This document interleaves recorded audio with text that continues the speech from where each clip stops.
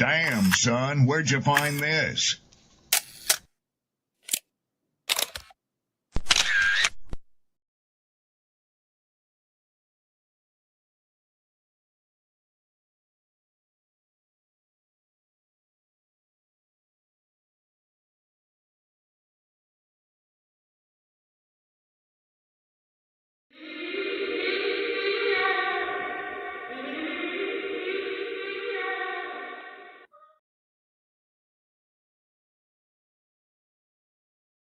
People don't be offended by the truth. They be offended because you called out the truth. Simple as that. They don't want to hear any other narrative that makes them look bad. And one thing I can't stand at this big grown age is somebody who act like cause and effect does not exist. Like, yes, your actions caused this outcome. Yes, what you did lit the match. Like, why are you surprised and playing victim? Guys, Chico, they never lied. That's how you know somebody doesn't respect you. They listen to reply, not to be understood. They cut you off. They minimize what actually matters to you. They laugh at your boundaries, and then they call you sensitive when you try to hold the line. They show up late, they cancel last minute, forget the things you've told them, because in their world, your time, your energy, even your voice aren't a priority. They're just an option. You see, there are two kinds of people. Those who adjust when they realize they've actually hurt you, and those who expect you to adjust so they don't have to change. You don't need to be disrespected loudly to be disrespected deeply. Sometimes you'll see it. It's just in their tone, in their patterns, in the silence after you're known. Respect isn't what they say when they're watching.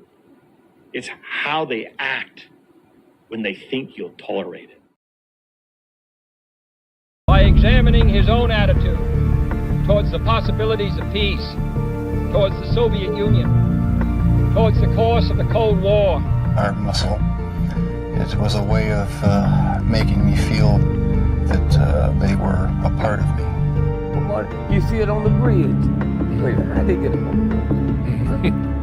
If the government had to change the screw in the bridge, they had to shut it down. They got state troopers out there. They got lanes closed. They got their strange machines. How did they get up there?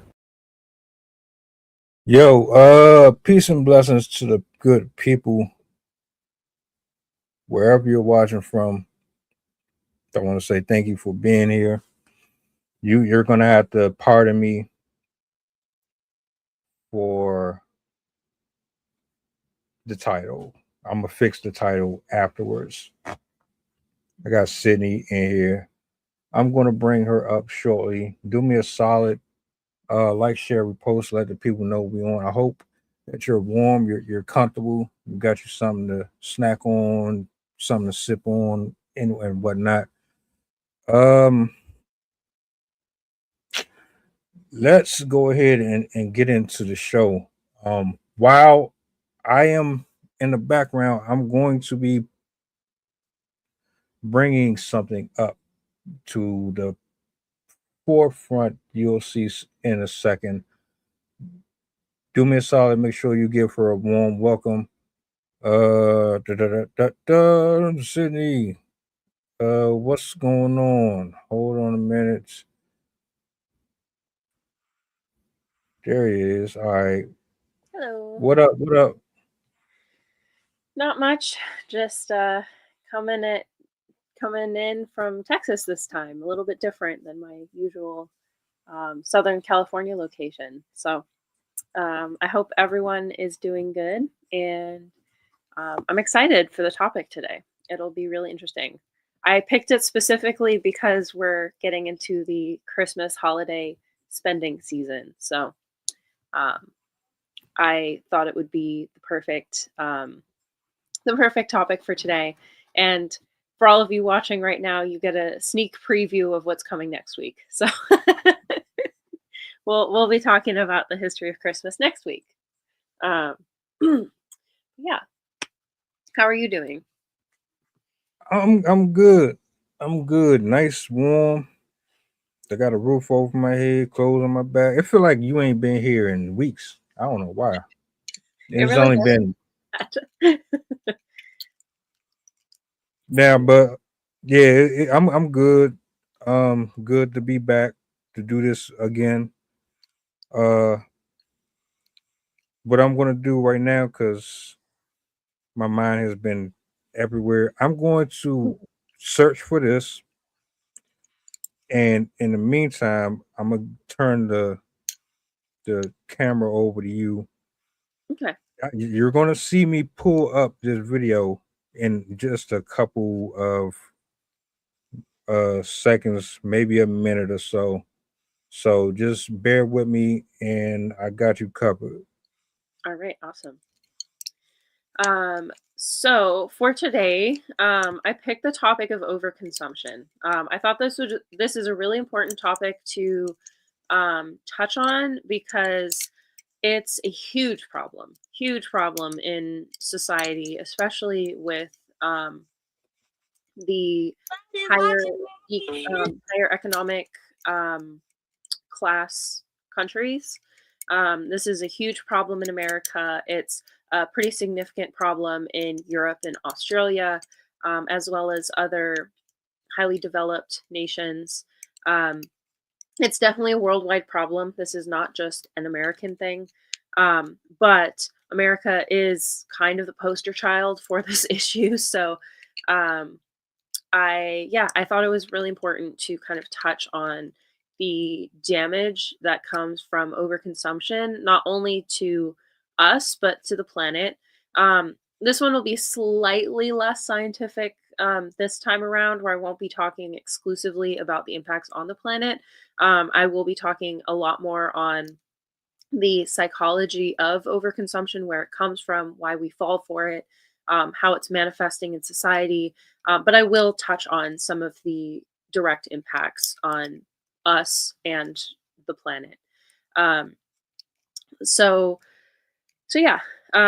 Today I'm going to be kind of investigating specifically the overconsumption trend, which we have the video to kind of give you one example of what overconsumption TikTok can look like.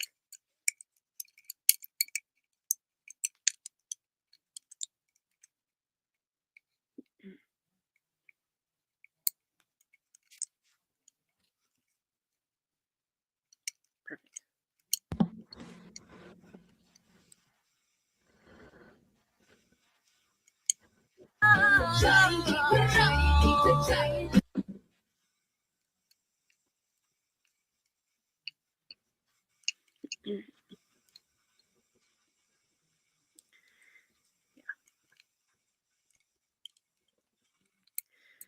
For that video in the middle, those are all reusable water bottles. Those are all like the Stanley cups. And then the rest of them are all like makeup type products. You name it. I think those at the top are like the Tree Hut body scrubs and stuff. Yeah, exactly. What is she stockpiling for? I have seen countless, countless videos of this, of people filming themselves showing beyond excessive. Like, excessive doesn't seem to do it justice of how much stuff these people have. And it's so much stuff. Like, that, honestly, this even goes beyond hoarding to me, because like hoarders have their own kind of unique problems where they often have had an emotional event like a loss of a child, loss of a partner, or were just like raised in it, and they have significant mental dysfunctions which cause them to excessively consume things, but it's mostly out of like need and like the inability to let go because of that underlying emotional trauma. They feel like they need to collect everything to protect themselves, to give them the illusion of security and whatnot. But to me, like, overconsumption is a, a whole different ball game. That is a um, it goes beyond hoarding. It doesn't have the same mechanisms. It probably has some overlap, but I don't believe that overconsumption is the same thing as hoarding. because it's created by completely different mentalities. And so that's why I wanted to talk about it, because I know a lot of people know what hoarding is, but I think a lot of people don't really have overconsumption to this degree on their radar. But this is something that's been increasingly getting pushed by influencers on TikTok and on other social media platforms. And as you can see, it is wildly excessive and incredibly damaging. One of the biggest comments that I've heard from influencers that talk about overconsumption, there's I think they're called underconsumption influencers, or like de-influencers, where they're basically trying to convince you not to buy stuff. The most common point I hear being brought up is like, you can't even use all of that stuff. Most of that most of those supplies, especially when it's like makeup, body washes, shampoos, conditioner, like you name it, they're going to collect it. Makeup is a huge, a chosen favorite, I would say. But all of those have expiration dates. And even if it doesn't go bad in the sense that like it smells bad and it's not going to be safe for you to use, even if it could just start to go bad in the sense that it's not going to be as effective, it's not going to smell as nice, it's going to lose its color, it's going to fade, whatever it is, it's going to lose its efficacy and lose its purpose. And most of those things only have a shelf life of like max 6 months to a year. If it's a wet product, usually they're less, they have less lifetime because of their tendency to grow molds.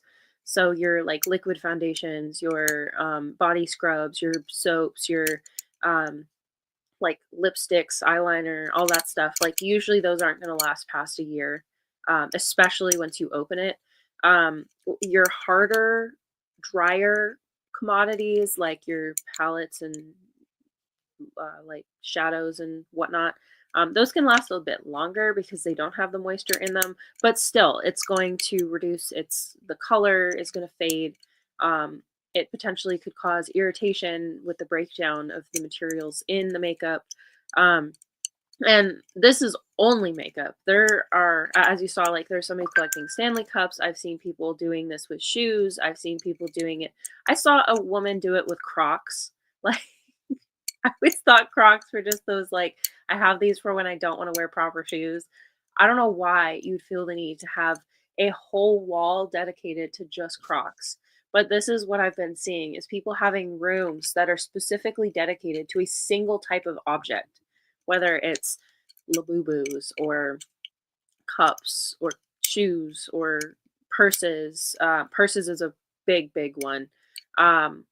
And other things. Like there's some really random collections, but very, very frequently it's makeup, it's clothing, it's shoes, and it's like the trendy items. And beside the fact that you have people promoting this on social media and encouraging this as the norm, even though very likely they're getting kickbacks from these companies. They're not doing it solely because they love them so much. They just want everyone to know how much they have them. So it's very deceptive for these people to do it, but it also encourages people to value this type of life and to see this as something normal, which it's not. Because again, how are you ever in your lifetime going to use all of those things, even if it never expires? Why would you want to have 100 Stanley cups to deal with? Like, I already hate having to wash my dishes at home. Why would I want an entire bedroom full of ones that I have to wash every time I use them? Like, it's just excessive. I'm probably gonna use that word quite a lot in the stream today. But yeah, you can see why I would want to talk about something like this. This is quite out of the ordinary for any other point in history. Even like 20 years ago, somebody who had that kind of collection habit would be seen as having a mental health issue, or they would just be seen as like obscenely rich with no hobbies. But now we have normal people doing this to float a trend, to promote themselves on social media.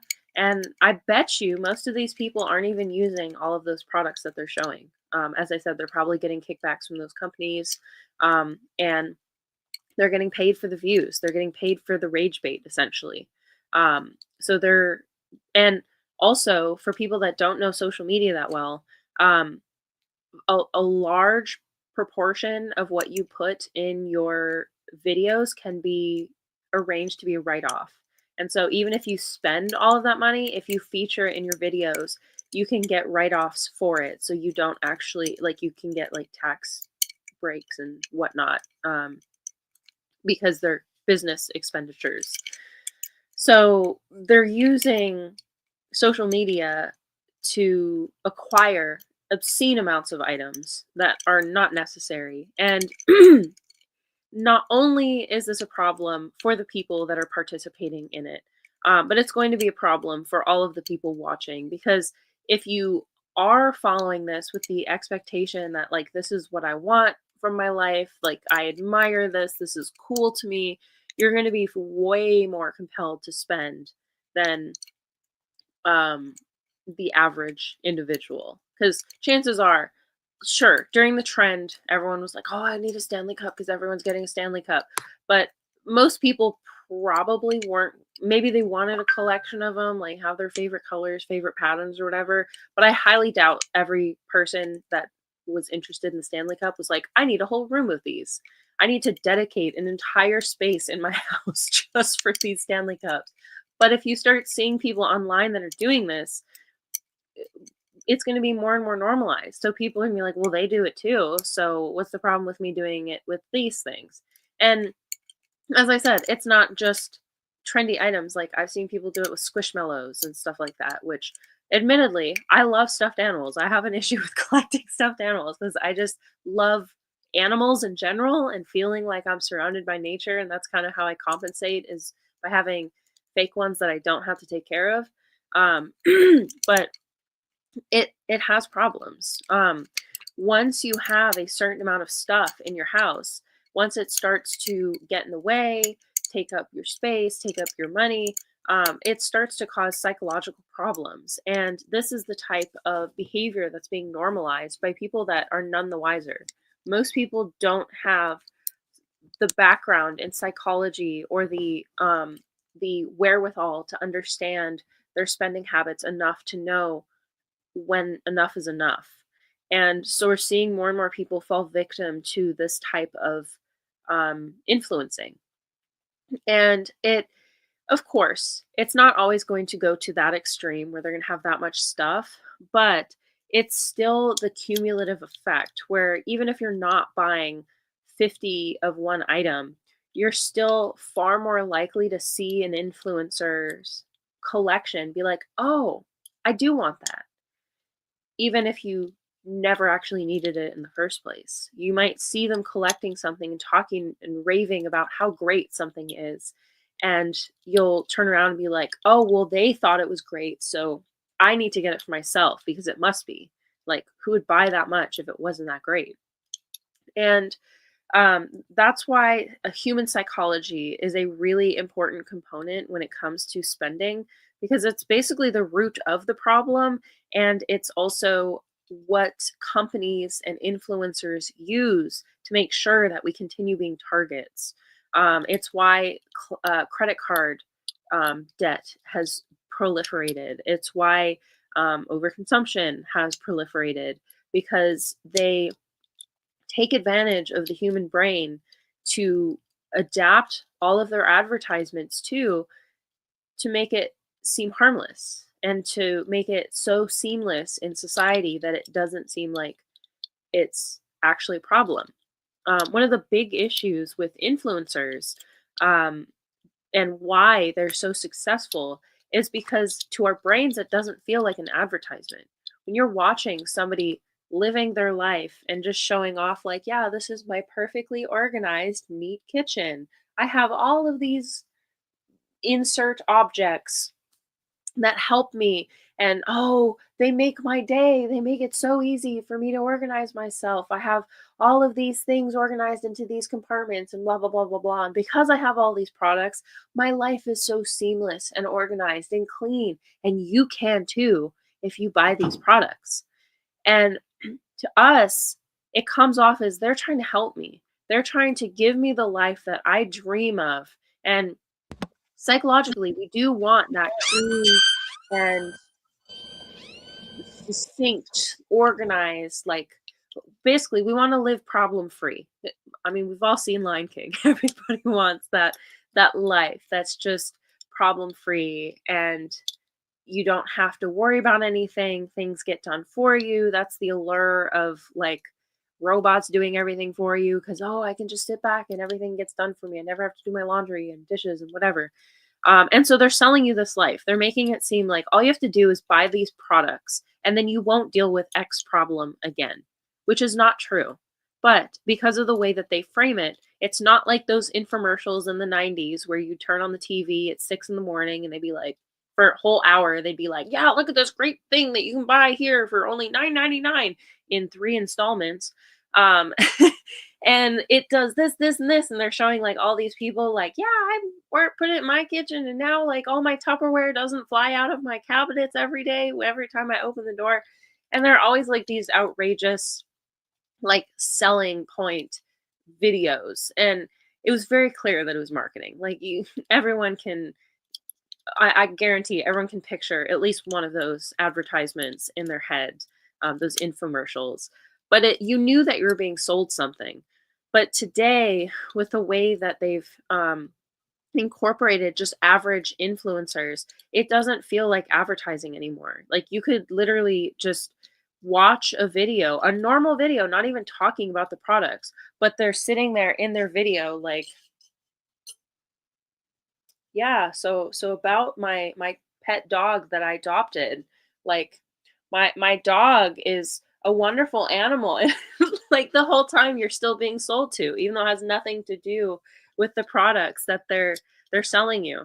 And by the way, I'm not affiliated with what is it, Stanley Cup. I actually got that for free from my husband's work, so I didn't even buy it. But influencers will do this where they'll set up these products in their household and they'll be using it, consuming it, putting it on their face, like the wake up with me, get ready with me videos. They're like, they clearly have the brands shown in their video. Oh yeah, I only use these powders. Oh, I only use this lipstick. Oh, I only buy from this company. It's not true. They're just saying that because they know that they're making money off of it. But it's when it's integrated into the videos, they don't have to say that they're selling you products because, oh, they're just casually mentioning it. And to our brains, it doesn't set off the red flags. When you know you're being sold, you automatically have that feeling. You're like, no, I'm not interested in this. Like, think of it with the salespeople that come door to door or whatever. Like, you know instantly when they're trying to sell you something. But if somebody came to your house and was just like acting like a friend, trying to see how you were doing, and then casually slipped in, hey, by the way, like I've been taking this thing or been using this thing and it's been making me feel good about myself, you probably would be less put off by that individual because you wouldn't feel like they were coming there for the purpose of selling you something. And that's exactly why influencers are so successful right now, is they're coming at you in their videos as if they're just a regular person. They're just a friend that wants to get to know you and wants you to know their lives, and that they've discovered whatever key to their lives that has made their lives so much better and why they're able to be better than you. Like there is that aspect of comparison of making it seem like, well, I've achieved this and so I will help you achieve this. And all you need is insert products. And this is a big part of the psychological aspect of making you think that all you have to do to be the person that you want to be, to have the life that you want, to avoid the problems that you are afraid of, is to buy it. The consumerist companies, the people that sell us things, have gotten so good at convincing us into thinking that you can buy the life that you want. That all you have to do is put forward the credit card and poof, your problem will disappear. And it's problematic because that's simply not true. Just because you have the product does not mean you'll immediately embody the habit.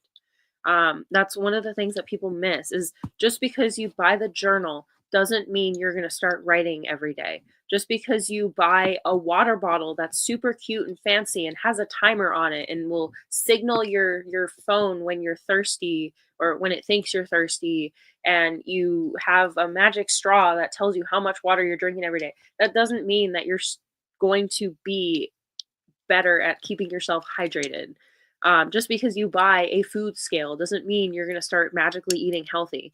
But these are all the tricks that they use where they make you think that, oh, if you just had this product, then you will start living that life, because all it takes is having the accessibility to the knowledge, to the skill, to the commodity, and it'll be done for you. Which again, it's not true, because we are the roots of our own habits. We are the ones that perform our habits. We are the ones that pick up the products every single day. We are the ones that decide to put down the products every single day. We're the ones that decide what we interact with, when we interact with it, how much we interact with it. So it does not matter what products we have. It only matters what our mindset is. Because, as I said, you can have all of the coolest notebooks in the world, but that does not guarantee that you're going to journal every single night.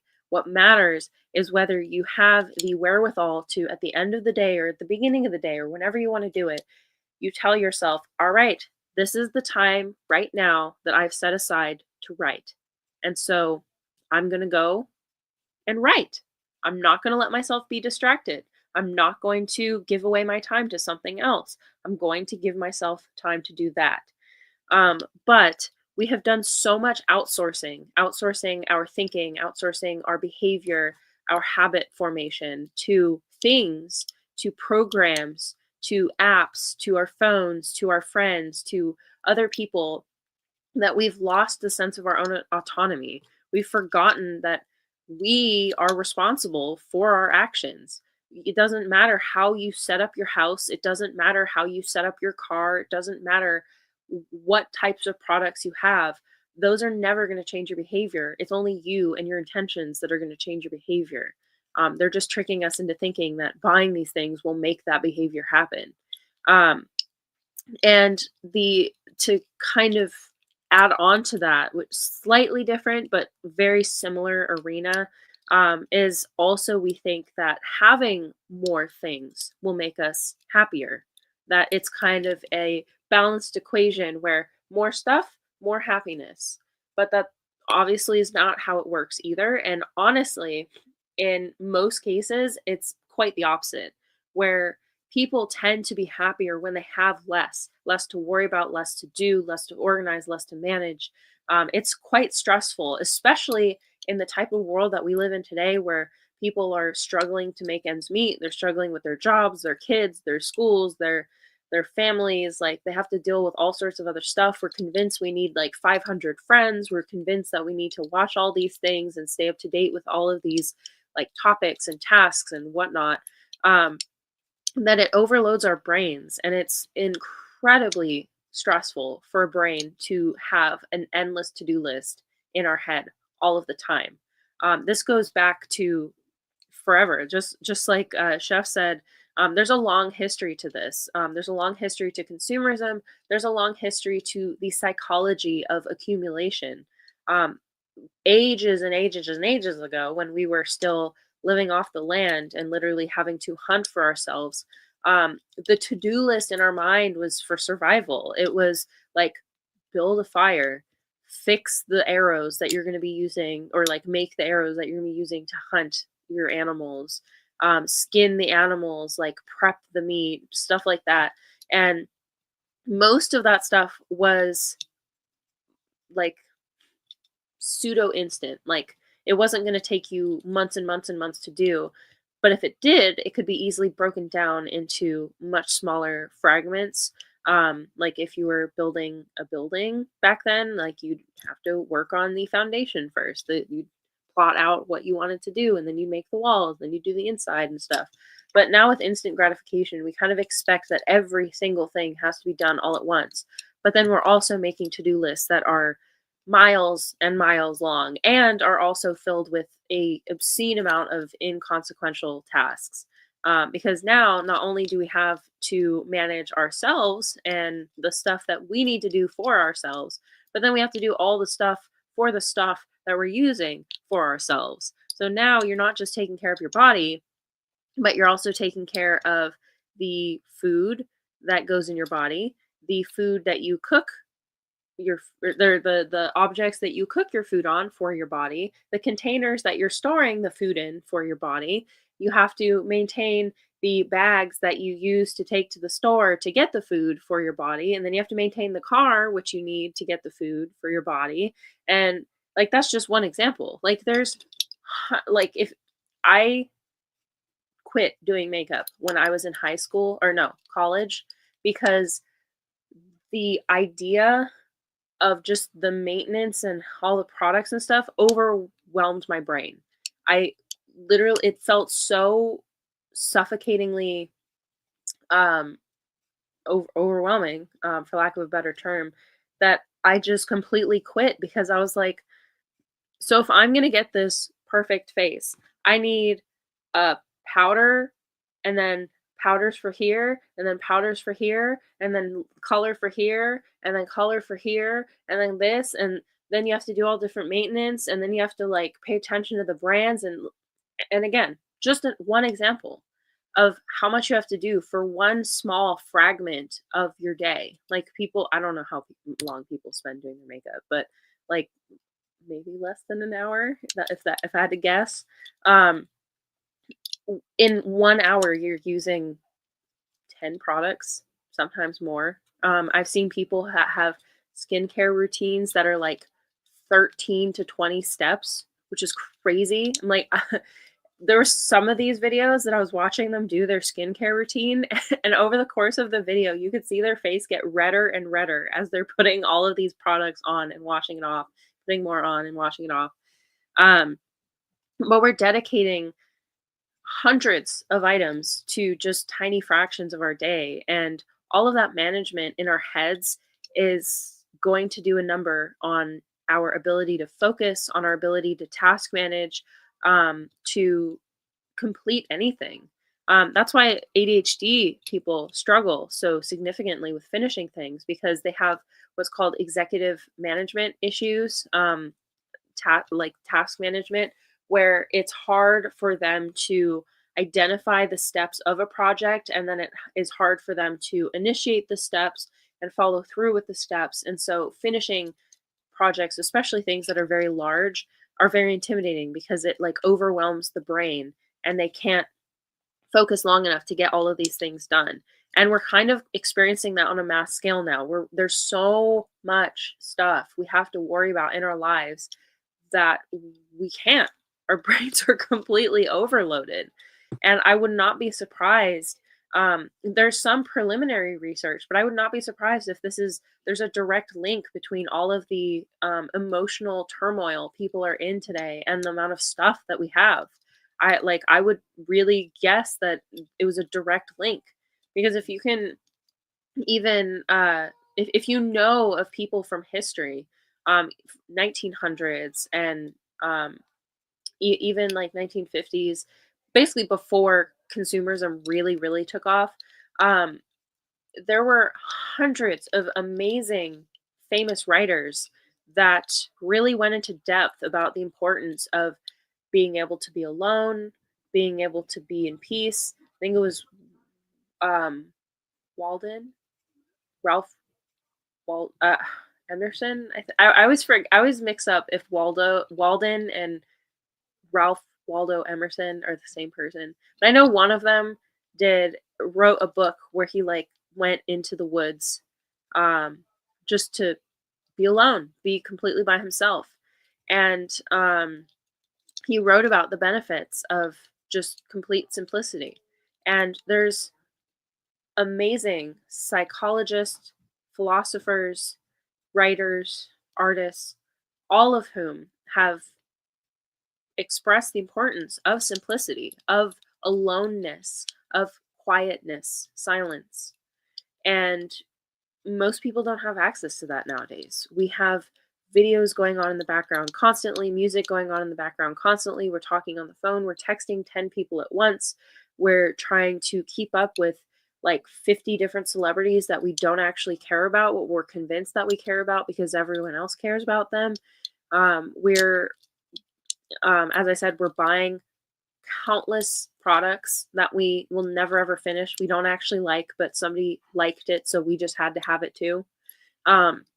Also, with the way that they market things, they are releasing limited edition everything, branded goods that are just like only now, you can only get it now, that give you the sense of, yes, I think it was Walt Whitman.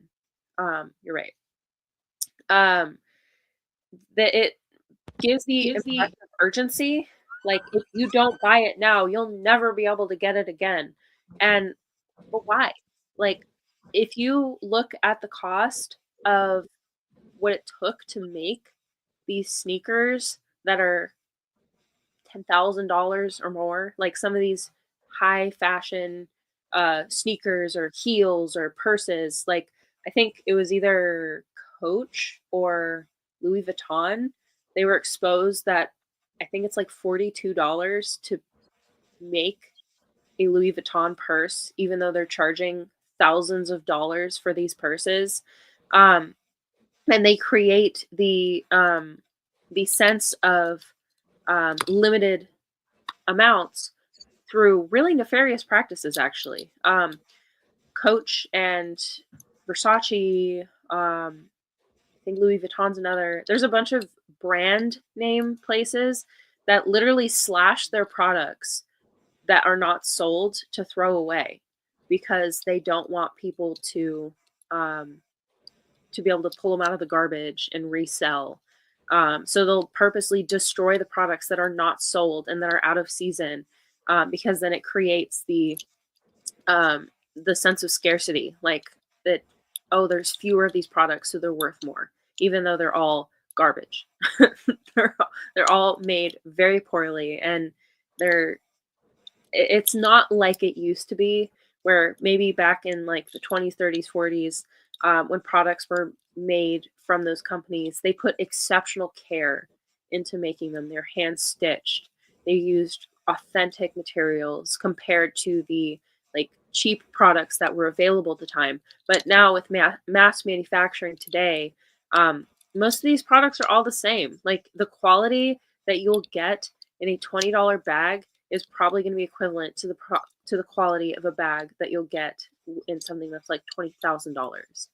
And of course, it's not always the exception, because there are artisans that specifically make things by hand, that are genuinely limited edition, that do take hours and hours and hours and hours of work, actual human made work, and not like sweat factory type work. But those are not the same as the brands that are pushed today. All those like fancy brands, those are not the same quality as they were in the past. And most of the time, they really only want our money. They don't actually care about the quality anymore.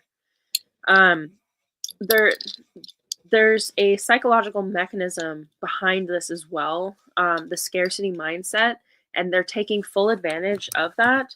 The scarcity mindset goes all the way back to when we were living on the land and had to kind of hunt whatever we could find. Things that were very difficult to find were typically seen as more valuable. And the scarcity mindset today has kind of turned into this pervasive feeling that you don't have enough. This is the opposite of the abundance mindset that I know a lot of like religious and philosophy leaders kind of promote, is the whole idea of manifestation in a way, where you have to work on yourself mentally and convince yourself that you do have enough. You are happy. This is why gratitude is so important, because it helps beat out that scarcity mindset. If you allow yourself to fall victim to a scarcity mindset, it can leave you kind of vulnerable to this sense of like, I don't have enough. I need more. If I don't get this now, then I won't be able to get it in the future. You'll focus way more intently on what you're missing rather than what you do have and being thankful for what you do have. So, cough, cough, all these people that are trying to, oh, I need to get the Awala now because that's popular, not the Stanley Cup. I bet you still have five fine, perfectly usable Stanley Cups in your house. Do you really need additional water bottles when you already have something perfect to drink out of? Um, and the scarcity mindset leads to poor decision making and hoarding behaviors if you allow it to take hold, because if you keep giving into it, it's with habits like reinforcement allows this behavior to persist. And so as you continue to give in and be like, you know what, I don't have enough, I do need that, I do need that thing, then it's going to be easier and easier for you to justify every purchase that you make. Like, oh, well, that's the pattern I want, so I have to buy that, even though I have four others. Oh, well, that's my color, so I need to buy that too. But if we're working on ourselves constantly to, because unfortunately in the society, this is something we have to reinforce regularly. This has to be a habit of paying attention to our feelings, understanding why we might be feeling the pull to buy something, and teaching ourselves that it's okay to not have. Um, as I said, consumerism has done a number on us, and it has convinced us of a bunch of different fallacies. And especially with like credit cards and buy now, pay later. Buy now, pay later is like the worst of the worst because of how it doesn't have the interest rate. So it's very sneaky, in making you think that, well, you can afford it because all you have to do is pay this small amount now and later you pay more. Into thinking that you can afford something and all you have to do is just set it up and then you're good and then you get the item. Having instant gratification, I want it and here it is. It'll arrive in my house in a day, 2 days, and now I have it. That's also feeding into this tendency for a scarcity mindset, because if you feel the urge to have something, you're immediately going to be like, well, I can easily get it. And you don't even have to consider, well, do I need it? Does it fit in my life? Is it actually going to help me? It removes that that space for reconsideration. Because for example, if you're going to go out and buy a car that's $16,000, and let's say you don't have access to credit, you are going to have to save up for a very long time, because chances are most people don't just have $16,000 just laying around. So if you have to spend months saving up for this, you're going to be considering it over and over. Like, how is this going to change me? Is this something that I need? Is this something that I want? Is there something I can get that's cheaper? Is there something that will work better for me? You're constantly going to be considering this purchase. And even by the end, you might be like, you know what? My car that I do have is actually working out fine for me. And by having that instant gratification, the one click, I get it and it's at my door, it removes that chance for you to actually consider the impacts of you purchasing that item. And I've even noticed this with myself. Like, I admittedly struggle with spending myself. I have bipolar disorder. So during manic episodes, I can be far more likely to be like, oh, I suddenly need all of these things to fulfill some interest or whatever that I was having in the moment. And having that one click, you can just buy this now and you don't have to worry about paying until later, is incredibly enticing and incredibly damaging, because you're basically charging your future with your current wants. And oftentimes, even when you get those items, once you get them, the excitement's already gone. The excitement was when you saw it on the page, was when you first discovered it, was when you first heard about it. But then once it arrives at your house, then you're saddled with all of the extra stuff that you didn't think about. Wait, where am I going to put this? Wait, now I'm going to have to read this. I don't actually like this. I'm not actually interested in this anymore. And so that instant gratification takes that away from us. It takes away our ability to think and to consider and to give ourselves the chance to have that excitement fade, and for us to realize, is it a need? Is it a tool? Is it something that I'm genuinely going to be using? Or is it just something that in the moment, in my mind, it seemed like some amazing solution, but it ended up not being that way? And the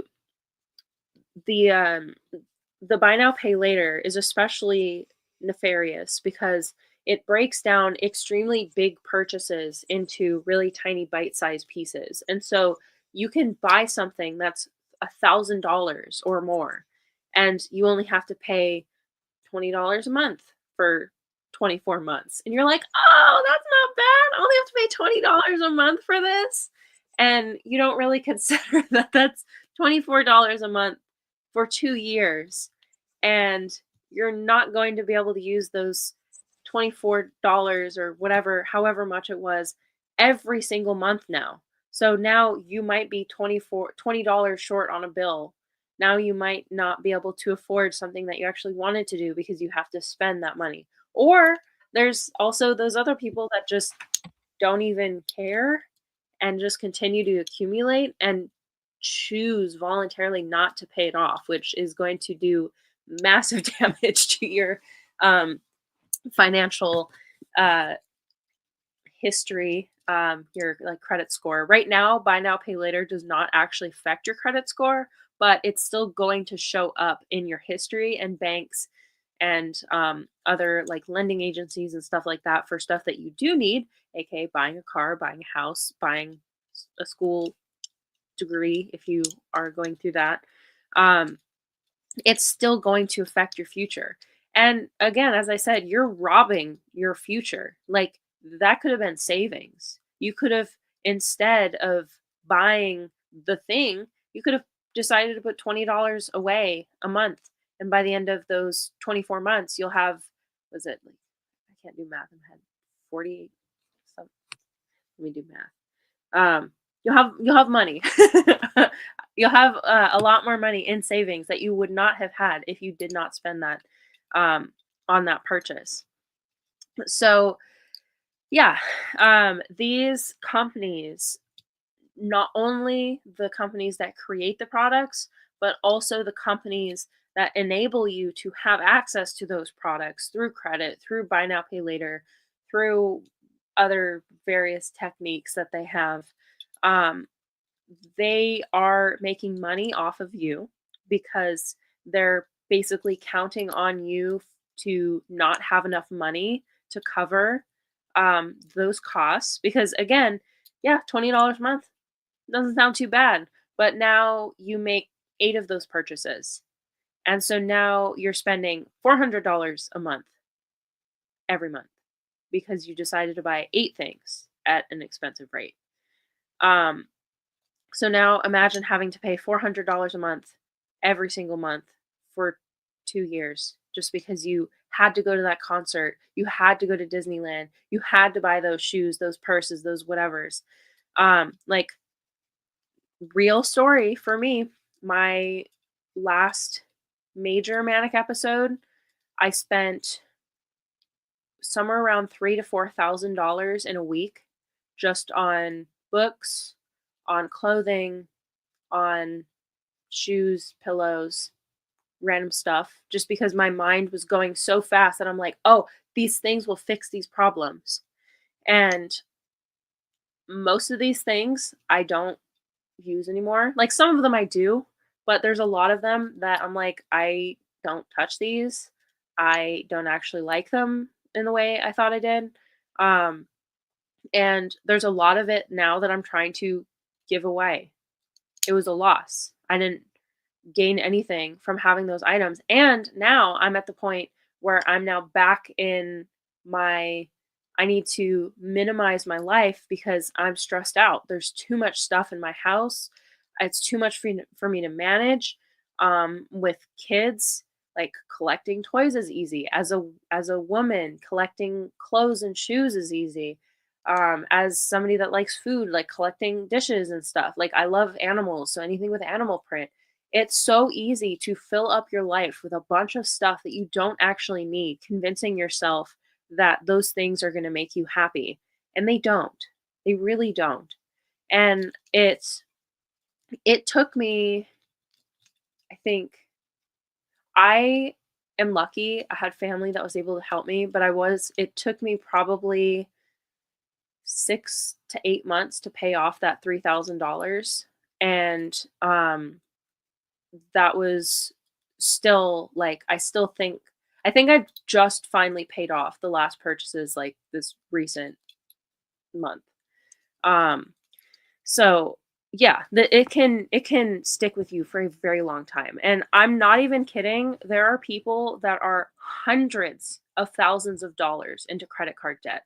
I'm lucky in the sense that I do enough like psychology investigation and I try to follow minimalism ideas. I'm not very good at it yet, but I try to be as cognizant as I can and be realistic with myself. But of course, I still fall for these traps. Um, but I've seen like watch David Ramsey, watch Caleb Hammer, or just watch compilations of people on YouTube. They make what's his name? There's a YouTuber that I really like that does compilation videos just showing people overspending. Watch those videos and you'll see how bad it actually is. There are people that are drowning in hundreds of thousands of dollars of debt. I think this one was on Gordon Ramsay. David Ramsey. I think she was like $300,000 in just credit card debt. And that did not include her student loans, her car loans, her insurance rates, her housing.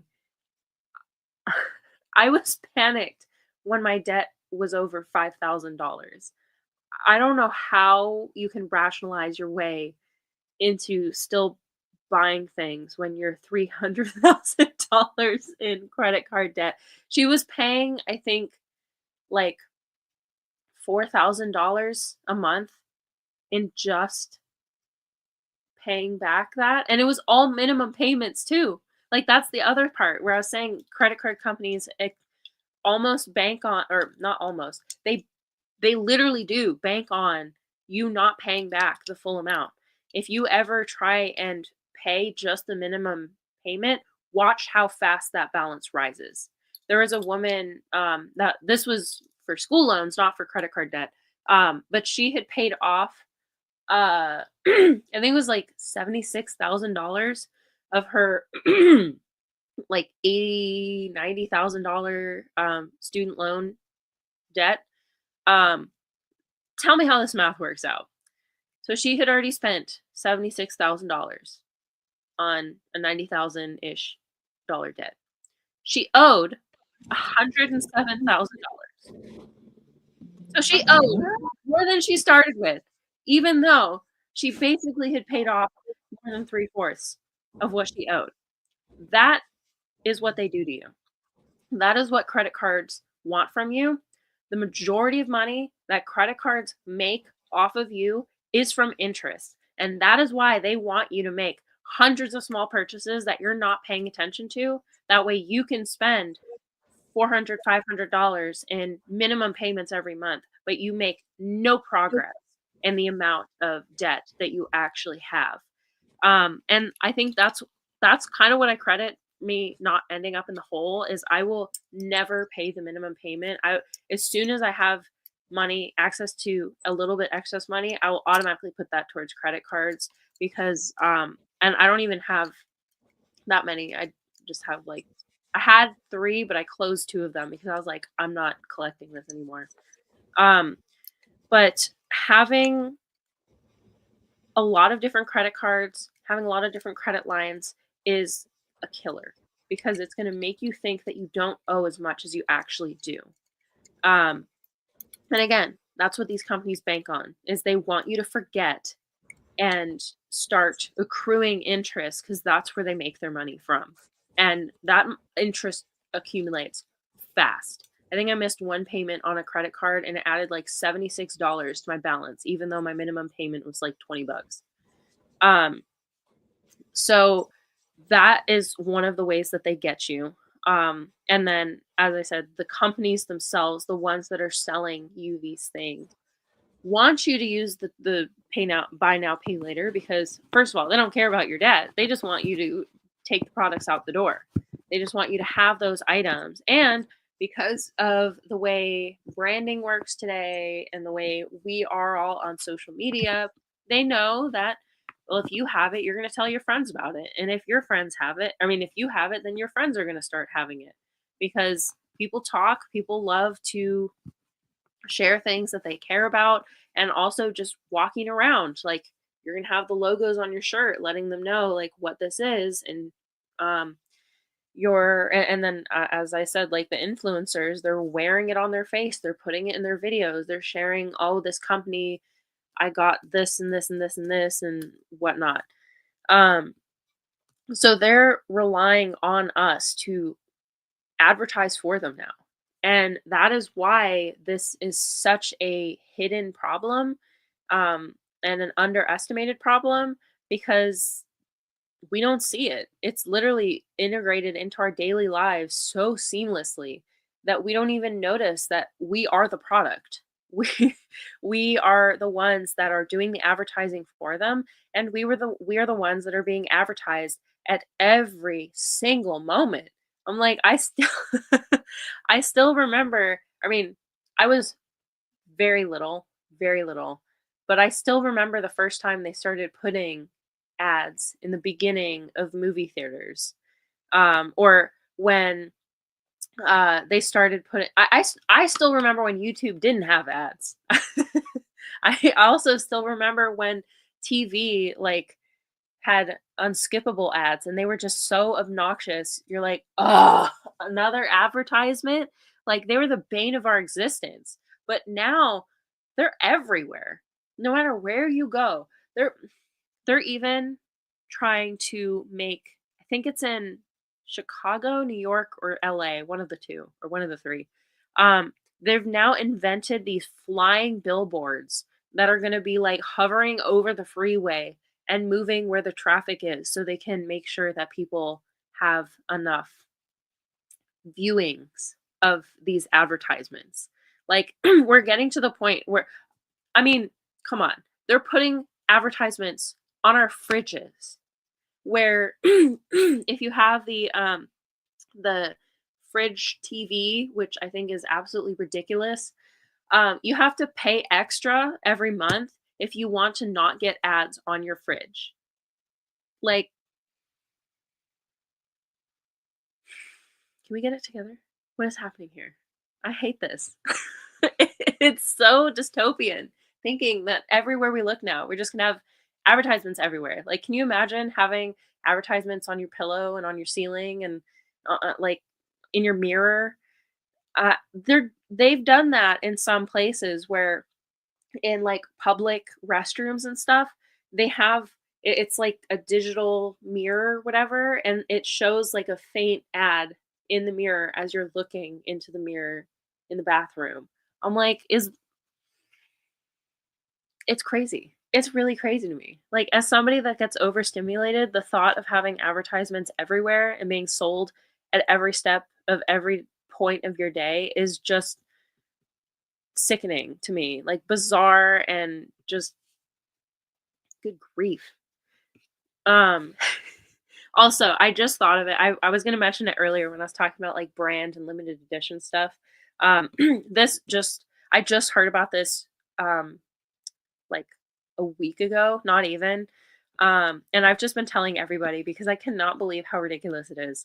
So, Denny's, the restaurant, the diner, just released limited edition shoes that have literal syrup packets like ingrained into the shoes. Like they're compartments with actual syrup in the shoe. All I could think of looking at that was this is peak consumerism here. This is it right now. This is what it looks like. Is this the future? We're just gonna have like this is the most ridiculous product I've ever I've heard of in a while. It just blows me away. As one of my friends' moms used to say, which is one of my favorite quotes to use to this day, what people would rather have more than their money. That is where we're at right now. So, yeah, this is the type of stuff that I am secretly very passionate about. I enjoy talking about overconsumption, overspending, because people underestimate the um, the cost of this type of stuff on us, because it doesn't just affect um, our mental like it affects our financial health. It affects our mental health. A cluttered household will cause chronic stress. Over time, you're actually more likely to have heart attacks and strokes if you're in a cluttered household. Cluttered households are also, especially in extreme cases, you're more likely to get sick from stuff like mold exposures or falls, because you like trip and fall downstairs and stuff like that. Um, they're more dangerous in natural disasters because if you have a tornado blow through your house and you have shrapnel everywhere, that there's that, and then also like in earthquakes, you have more things that can fall on top of you. Um, Mental health decline is a real problem. The whole aspect of reclusion, people not going out and favoring shopping, online shopping, and their stuff over actual people. Um, and then the earth. It's doing environmental damage to our planet. As I talked about in one of the previous episodes before Thanksgiving with food waste, our landfills are stuffed to the brim and they're seeping into our waterways, they're poisoning our animals. And it's not just food, it's everything, because all this crap that we don't use is going to end up in landfills. A lot of the clothes they make today are not high quality. They're synthetic materials, so they're made out of plastics. They're made out of all sorts of synthetic fibers that don't break down naturally, and so those are going to end up back in our waterways. We also have let's see, fast fashion consumes about 141 billion cubic meters of water annually. Imagine how many people that could give water to if we didn't give it to all this crappy clothes. Like think Sheen and uh what's the other one that everyone hates right now? I was thinking of Wish because that was the last one that was my last straw, but there's another one that's like popular right now. I'm just blanking. But they also contribute to 35% of the microplastics in our oceans. Um, the fast fashion industry currently is a $150 billion industry. So they're taking a ton of money from us for clothes that are not going to last 6 months. And it's a huge component of people's debt as well. Additionally, it also contributes to to worker pay issues. Most people in the fast fashion industry are paid less than $2 an hour. Um, and most of them are operating in places where they have very lax rules for safety. Um, they're breathing in chemicals, they're in dangerous conditions, they're working long hours, they're exposed to dangerous machinery. About 430 million people work in fashion and textile markets. And all of those people are exposed to potentially hazardous conditions and are not paid equitably at all. But by buying these products, we continue to support practices like this. Um, it also enables people that make things by hand to increase their prices because they basically are like, well, no one else is doing it. So I get to overcharge, not knocking true artists and stuff like that, because obviously it does take time. But if there's an actual market for handmade clothes, people would incentivize making it more cheaply.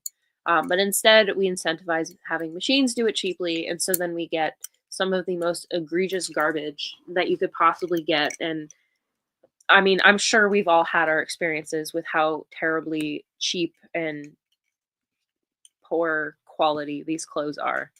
Um, the fashion industry itself alone is responsible for 10% of the carbon footprint of the world, which surpasses the emissions from all international flights and maritime shipping. So basically, the clothes that we produce more carbon than all flights and all ships, which is crazy to think about as well. And as I said, it consumes enough water to meet the needs of about 5 million people. We have a lot of people around the world, especially in like North Africa and Asia, that are, and Australia as well, that have lack of access to water. Um, and yeah, that water could be going to people, but instead it's going to manufacturing clothing. Not to mention, as Chef pointed out, this is before we have all of these AI centers, which also take an astronomical amount of water and power away from people that could be using it. So this is a very, very big problem facing our society right now. And it's something we don't really talk about. Like, we talk about it, but it's more in the jovial sense, like, can you believe it? Look at all these people that are like buying all this stuff. I can't believe someone would actually live like that. Meanwhile, we're clicking away in our Amazon cart. We're buying away on eBay. We're buying away on Shane. And a lot of these small purchases aren't even just stuff. Like, we do it for like buying a coffee every single day instead of making it at home ourselves, or food delivery. If you have the ability to get your own food, like, why are you making other people like bring it to you and waste it? Like, that one's a bit, because I can as someone that cannot drive right now, I see the benefit of having food delivery available, but some people just deliver every single meal every single day and never have to make anything. Um, Other like subscription services are where a lot of people's money goes, apps and memberships that they don't ever use. As we talked about, clothing and accessories, electronics, basically impulse buys is where a lot of the consumer debt goes to.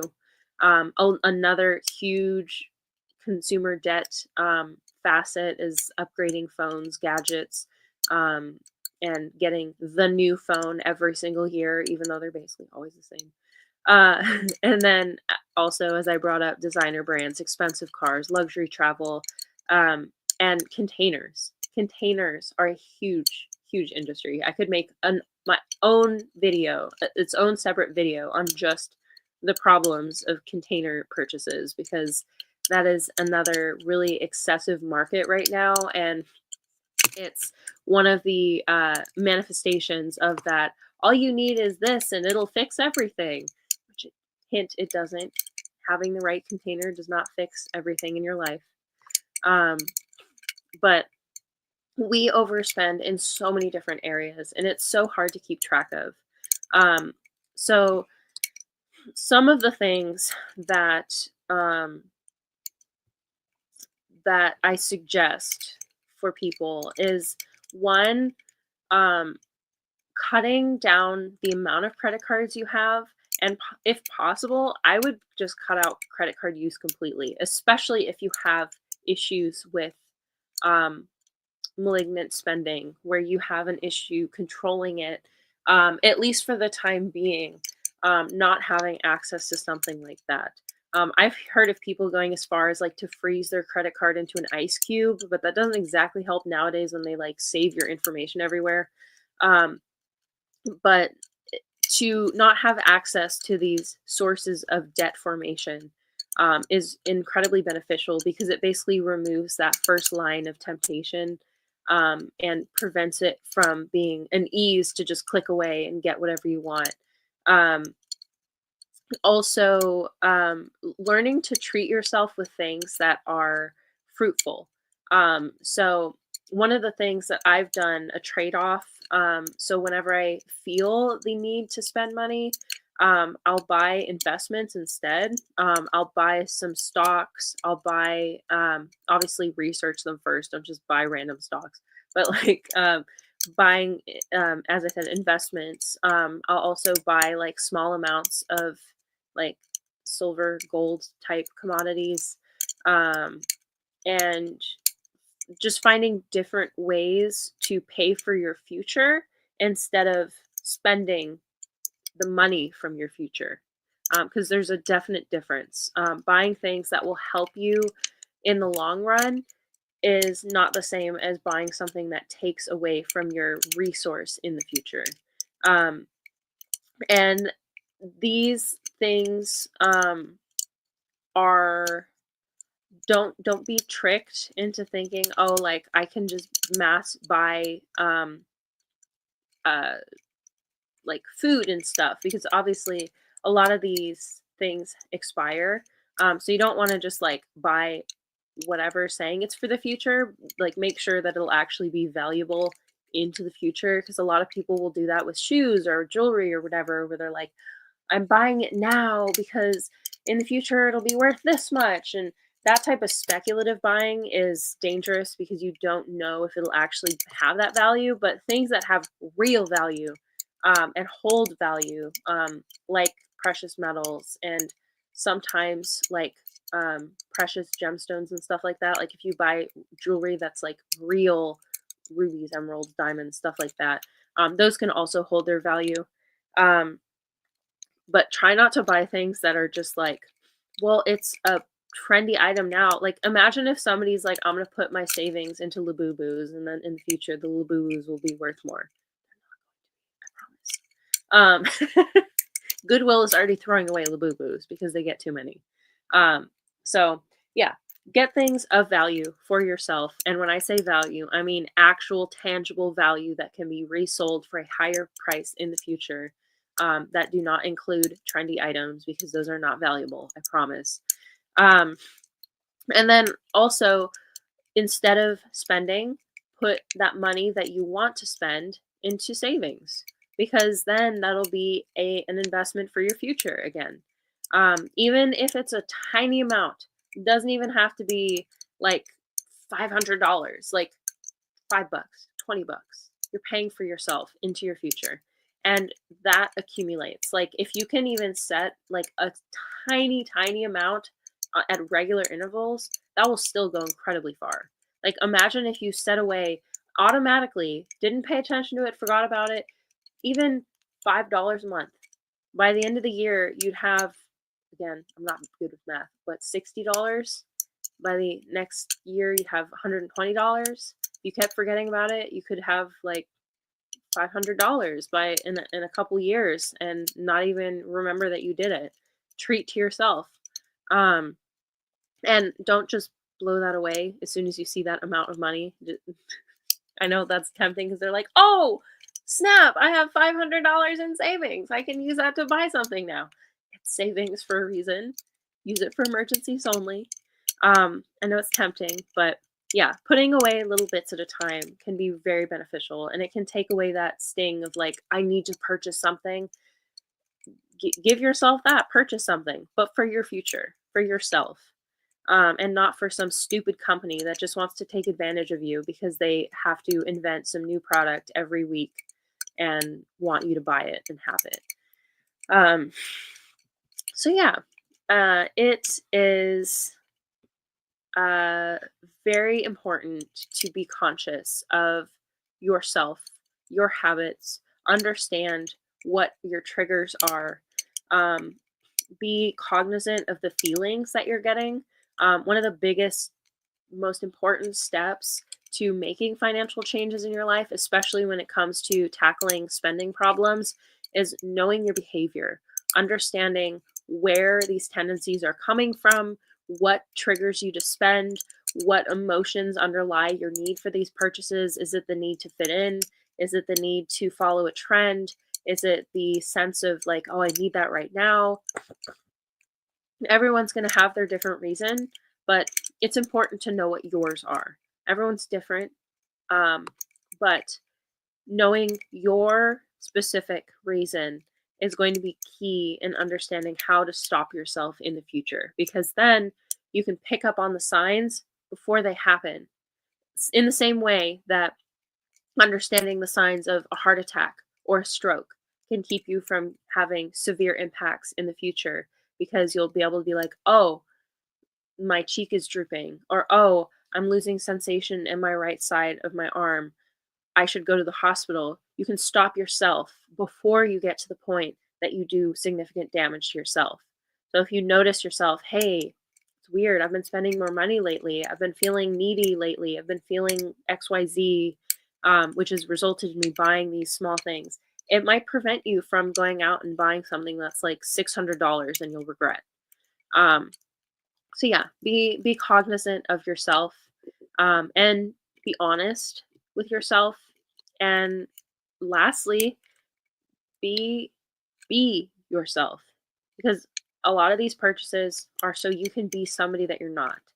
And understanding who you truly are is one of the best ways ever, besides knowing yourself, or as part of knowing yourself, understanding what you specifically actually need, and not what everyone else is saying that you need. So yeah, this is an uphill battle in the world that we live in, but it's definitely highly, highly beneficial to know and to understand, and to allow yourself to feel, not just ignore it and click away into out of existence. So before we go, I have a short little poem that I wanted to read, because I thought it would be a fitting way to sum this up, and it also will make it a little less depressing. I hope. So this is called "Protect Your Capital." How can any artist, writer, or poet express the immensity of terror, knowing from ourselves it is coming? Watching the grayness of uncertainty envelop every facet of our nightscapes and dash every colorful consumer plea for a world that was better.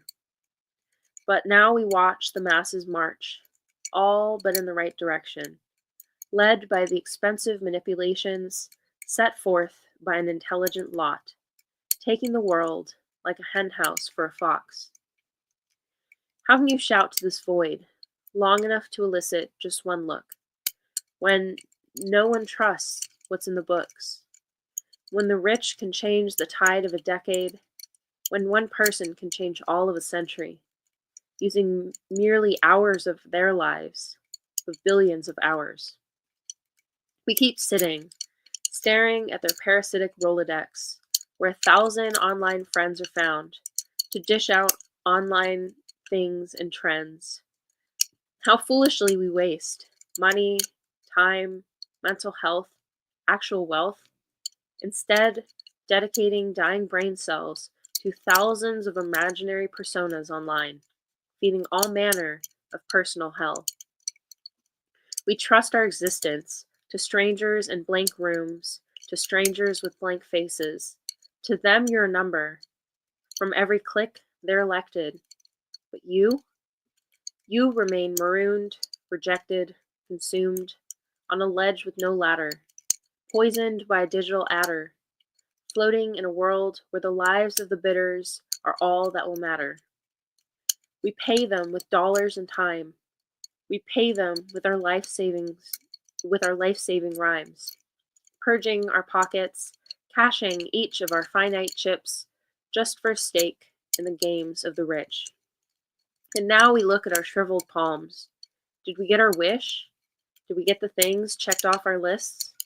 Are we comfortable? Are we happy?